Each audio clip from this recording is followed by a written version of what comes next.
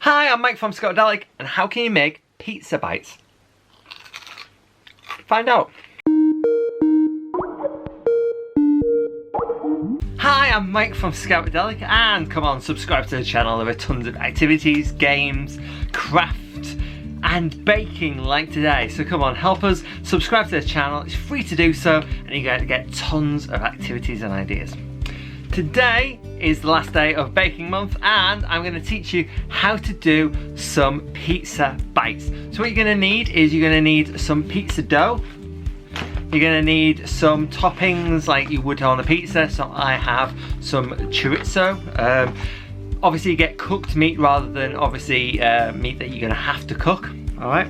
You want some cheese, you want some tomato puree stuff, and you also need an ice cube tray. So first of all, what you're going to do is with your dough, you are going to place that over your ice cube tray, like so. And then what you're going to do is you're going to push these in so that they go to the bottom of the ice cube trays, or the ice cube bits. So you should have little grooves now. Then what you're going to do, in each of them, you're going to put a spoonful of, or a little bit of your like sort of sauce. So what you want is like a teaspoon of each. Then you want a handful of cheese, so you want a little bit of cheese in there as well.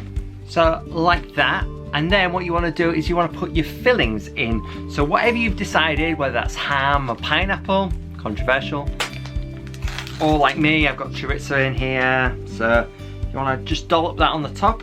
So it should obviously look like a bit of a mess, but that's fine. And then what you're going to do is, with your excess dough that you obviously didn't use on here, you're going to put that on top. And then you want to connect it all together. So obviously where you've got your ice cube tray, you want to put your fork all the way around the edge, so you're kind of blocking that in. And once you've done that, then you want to put this in the freezer for around about an hour. So once your pastry is a little bit frozen, then what you want to do is you want to pop it on a tray, and then you want to split it up so that you each have your different segment type things.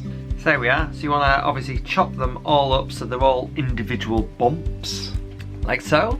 And then once on your tray, you're going to stick these in an oven on 180 degrees Celsius for around about 20 minutes. And here we have it. Lovely little mini pizza bites.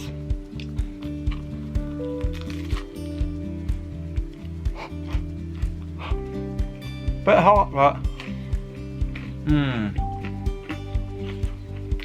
absolutely gorgeous.